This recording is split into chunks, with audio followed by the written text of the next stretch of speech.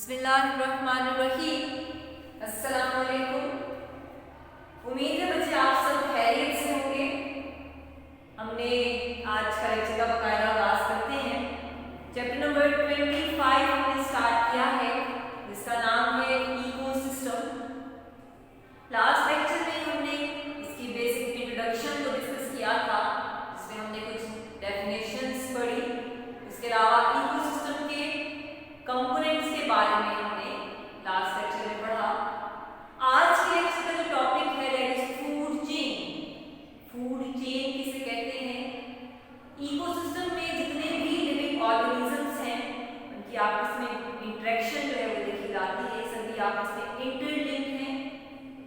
तो food chain की अगर हम बात करें, जितने भी एनिमल्स हैं वो प्लांट्स पर अपने फूड के लिए डिपेंडेंट हैं, यानी प्लांट्स पर डिपेंड करते हैं अपने फूड के लिए।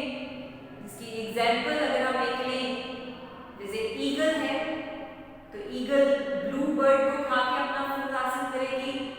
ब्लू बर्ड जो है वो इंसेक्ट्स को खा के अपना फूड हासिल करते हैं, लेकिन इंसेक्ट्स जो है किसी कैटरपिलर से अपना फूड लेंगे, और कैटरपिलर लास्ट पे फीड करते हैं ग्रास पे या फिर ग्रीन लीव्स पे।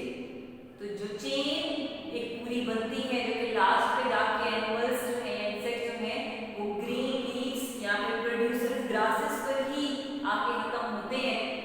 तो ये एग्जांपल है, एक सिंपल फूड चेन की एग्जांपल दी गई, यानी लिविंग ऑर्गेनिजम्स अपने फूड के लिए किसी दूसरे लिविंग ऑर्गेनिज्म पर डिपेंडेंट होते हैं।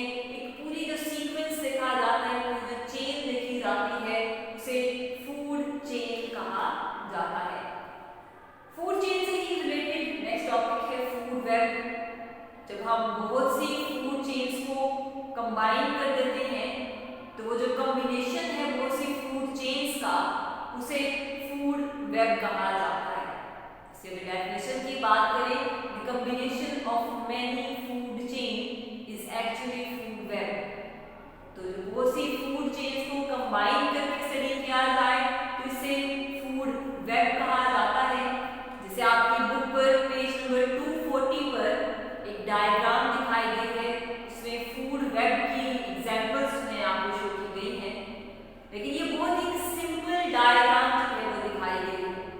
जैसे अगर हम बात करें तो एक फॉक्स है जो सिर्फ एक ही एनिमल पर अपने फूड के लिए डिपेंडेंट नहीं है, रैबिट पर भी फीड करती है, जबकि इसके अलावा बीटल्स पर, रैट्स पर भी फीड कर सकती है। यानी बहुत से एनिमल्स ऐसे हैं जो किसी एक ही ऑर्गेनिज्म से अपना फूड हासिल नहीं करते, बल्कि डिफरेंट ऑर्गेनिज्म से अपना फूड जो है वो हासिल कर सकते हैं। एग्जाम्पल अगर हम इसके लिए जो आपकी बुक पे दिखाई गई है, ट्रॉपिक लेवल दिखाया गया है, उसके डिफरेंट लिंक्स जो है वो दिखाए गए हैं, जिसमें एक T1 स्टेज है, फर्स्ट ट्रॉपिक जो प्रोड्यूसर्स जो है वो दिखाए गए हैं, ग्रासेस हैं। प्रोड्यूसर्स के बाद आ जाते हैं प्राइमरी कंज्यूमर्स, यानी ऐसे एनिमल्स या इंसेक्ट्स जो कि प्लांट्स पर फीड करते हैं।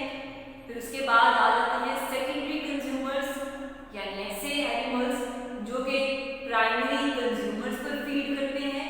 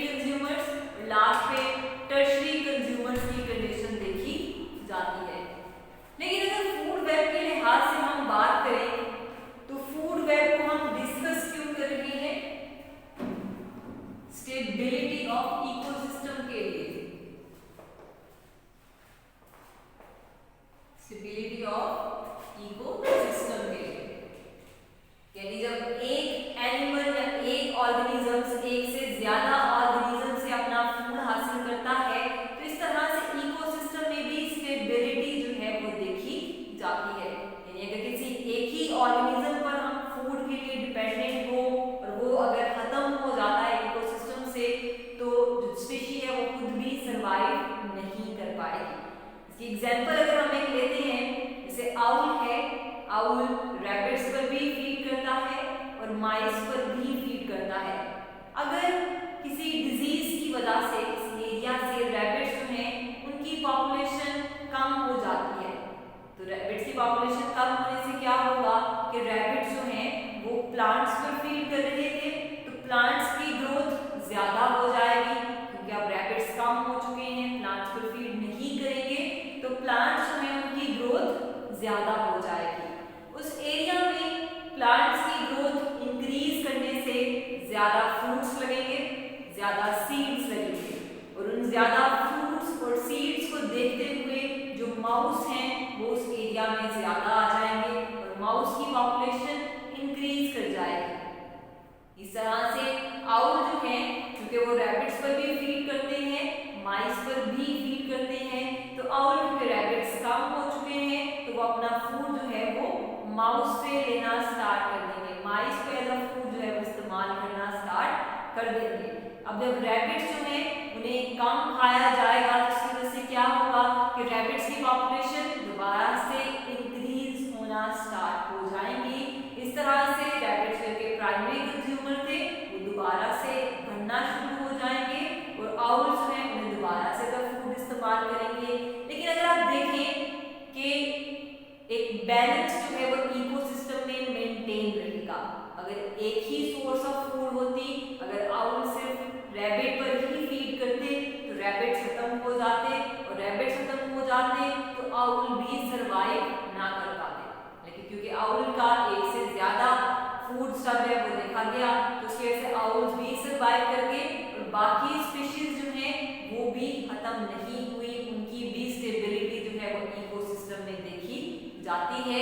इस तरह से एक लिविंग ऑर्गेनिज्म जब उनके फूड वैरायटी उनके पास देखी जाती है यानी ज्यादा ऑर्गेनिज्म से अपना फूड हासिल कर सकते हैं तो इससे एनवायरनमेंट भी जो है वो स्टेबल रहती है। अब नेक्स्ट कंडीशन जो हम यहाँ पे पढ़ेंगे वो है प्रीडेशन एंड सिग्निफिकेंस।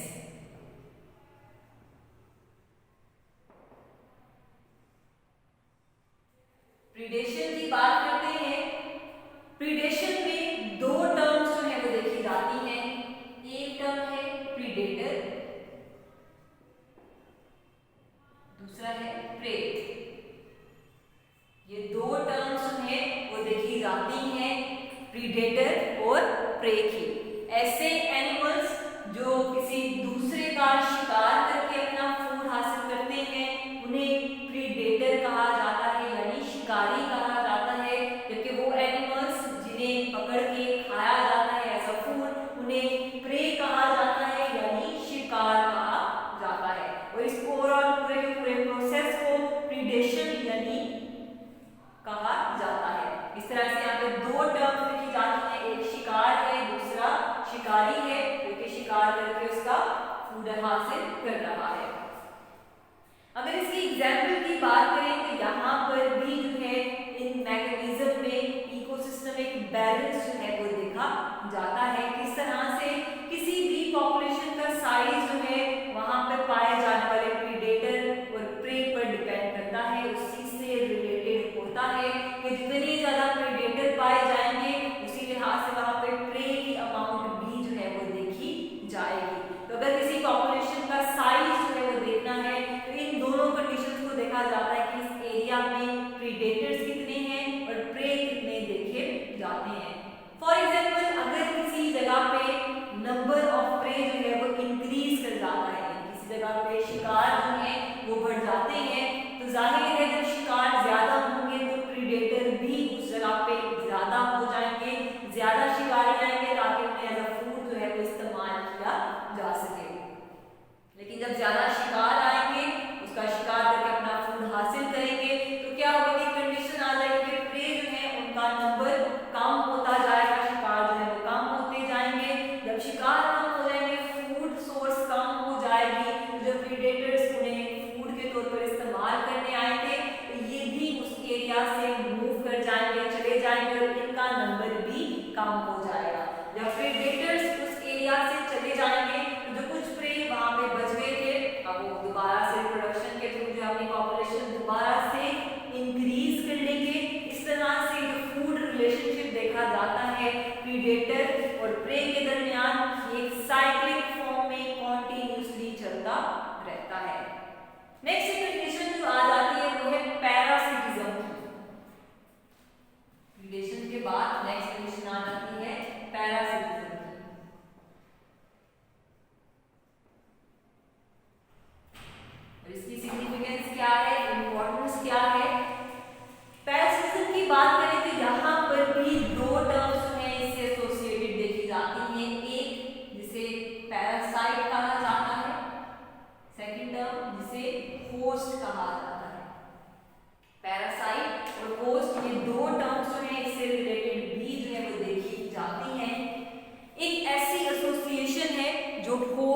पैरासाइट्स के दरमियान हो उसे पैरासिटिज्म कहा जाता है। इनमें एक ऑर्गेनिज्म जो है वो फूड, प्रोटेक्शन और अपने सर्वाइवल की कंडीशन के लिए किसी दूसरे ऑर्गेनिज्म पर डिपेंडेंट होता है, जिसे पैरासाइट कहा जाता है। यानी ऐसा ऑर्गेनिज्म जो किसी होस्ट पर अपने फूड के लिए, अपनी प्रोटेक्शन के लिए और अपने सर्वाइवल के लिए डिपेंडेंट होता है, उसे पैरासाइट कहा जाता है। अब ये पैरासाइट अपने होस्ट में दो तरह की कंडीशंस शो करता है। ये होस्ट से फूड भी हासिल करता है, प्रोटेक्शन भी लेता है, लेकिन एक कंडीशन में ये होस्ट में डिजीज कॉज भी कर सकता है, या फिर सेकेंड कंडीशन कि होस्ट में कोई डिजीज कॉज नहीं करता। ये दो कंडीशंस जो हैं वो इसके साथ देखी जाती हैं। ऐसे लिविंग ऑर्गेनिजम्स या ऐसे पैरासाइट्स जो कि डिजीज कॉज कर देते हैं अपने होस्ट में, तो इनसे कॉज होने वाली डिजीजेस को इन्फेस्टेशन कहा जाता है। जैसे इन्फेक्शन एक टर्म इस्तेमाल की जाती है, तो पैरासाइट से होने वाली डिजीजेस को इन्फेस्टेशन कहा जाता है। पैरासाइट्स को फर्दर दो टाइप्स में डिवाइड किया जाता है। एक टाइप जिसे एक्टोपैरासाइट्स कहा जाता है, जिसमें पैरासाइट जो है वो होस्ट की बॉडी के बाहर जो है वो पाया जाता है। एग्जाम्पल जिसकी फंजाई है जो कि डैंड्रफ कॉज करती है हेयर्स में, जबकि दूसरी टाइप है वो है एंडोपैरासाइट्स की, यानी ऐसे पैरासाइट जो किसी लिविंग ऑर्गेनिज्म यानी होस्ट की बॉडी के अंदर पाए जाते हैं, उन्हें एंडोपैरासाइट्स कहा जाता है। इसकी एग्जाम्पल टेपवॉर्म्स हैं जो कि मैन की ह्यूमन इंटेस्टाइन में जो है वो देखे जाते हैं। तो यहाँ तक आपका जो आज का लेक्चर था वो कंप्लीट होता है, जिसमें हमने फूड चेन यानी लिविंग ऑर्गेनिजम्स जो फूड के लिहाज से आपस में इंटरलिंक्ड जो है वो देखे जाते हैं। सबसे पहले हमने फूड चेन की एक सिंपल सी एग्जांपल को डिस्कस किया, फिर हमने बात की फूड वेब की, यानी बहुत सी फूड चेन्स को कंबाइन कर दिया जाए तो इसे की स्टडी को फूड वेब कहा जाता है। एक कॉम्प्लेक्स स्ट्रक्चर जो है वो देखा जाता है। इसकी एग्जांपल आपकी बुक पे दी गई है। फूड वेब में हमने पढ़ा स्टेबिलिटी ऑफ इकोसिस्टम के बारे में, यानी लिविंग ऑर्गेनिजम्स जब एक दूसरे पर फूड के लिए डिपेंडेंट हैं और किसी लिविंग ऑर्गेनिज्म के पास फूड की वैरायटी जो है वो देखी जाती है, सिर्फ किसी एक ही ऑर्गेनिज्म पर अपने फूड के लिए डिपेंडेंट ना हो, तो उसकी वजह से इकोसिस्टम में स्टेबिलिटी देखी जाती है। फिर हमने बात की प्रीडेशन की, यानी फूड के लिहाज से ही लिविंग ऑर्गेनिज्म में जो रिलेशन है उसे प्रीडेशन भी कहा जाता है, जिसमें एक ऑर्गेनिज्म प्रीडेटर है जबकि दूसरा प्रे है। प्रीडेटर जो है वो प्रे पर अपने फूड के लिए डिपेंडेंट देखा जाता है। एग्जाम्पल जिसकी आपकी बुक में जो दी गई है कैट और माउस की एग्जाम्पल है, जिसमें माउस जो है वो प्रे है जबकि कैट जो है प्रीडेटर है। फॉक्स और रैबिट की एग्जाम्पल दी गई है, जिसमें फॉक्स जो है वो प्रीडेटर है जबकि रैबिट प्रे है। सील और फिश की एग्जाम्पल दी गई है, सील एक प्रीडेटर है जबकि फिश उसके लिए एक प्रे है। फ्रॉग और मॉस्किटो की एग्जाम्पल है, फ्रॉग जो है प्रीडेटर है और मॉस्किटो उसका प्रे है। लास्ट पे हॉक और स्मॉल बर्ड्स की दी गई है, हॉक जो है प्रीडेटर है और स्मॉल बर्ड्स जो हैं वो प्रे के तौर पर देखे जाते हैं। एंड पे हमने पैरासिटिज्म एज अ रिलेशनशिप पढ़ा फूड के लिहाज से एनिमल्स के दरमियान। पैरासिटिज्म में भी दो तरह के एसोसिएशन दो ऑर्गेनिज्म में देखी जाती है, जिसे होस्ट और पैरासाइट कहा जाता है। पैरासाइट जो है किसी लिविंग होस्ट पर जो है वो डिपेंडेंट होते हैं अपने फूड के लिए, प्रोटेक्शन के लिए और सर्वाइवल के लिए, और उसमें डिजीज भी कॉज कर सकते हैं जिसे इन्फेस्टेशन कहा जाता है। पैरासाइट्स की दो टाइप्स हैं, एक है एक्टोपैरासाइट जो कि होस्ट की बॉडी के बाहर की तरफ देखे जाते हैं, बाहर अटैच होते हैं, और दूसरे हैं एंडोपैरासाइट जो कि होस्ट की बॉडी के अंदर पाए जाते हैं। तो यहाँ पे हमारा आज का लेक्चर कंप्लीट होता है। इंशाल्लाह नेक्स्ट लेक्चर में अगले टॉपिक के बारे में पढ़ेंगे। तब तक के लिए अल्लाह हाफिज।